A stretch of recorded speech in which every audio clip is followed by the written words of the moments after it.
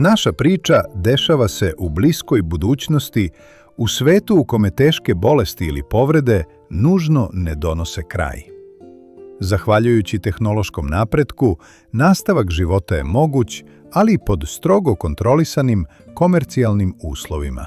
Sistemi poput toka misli hostuju, regulišu i ograničavaju digitalnu svest ljudi uz model pretplate, odnosno izabrani paket usluga.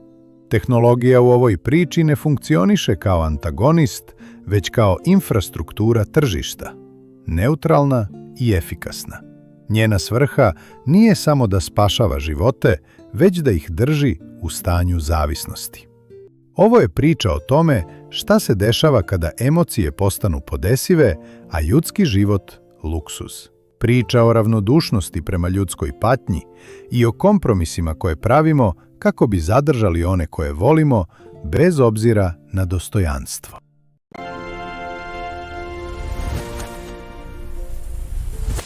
Celu priču možete pogledati na YouTube kanalu Prepričano. Hvala na gledanju.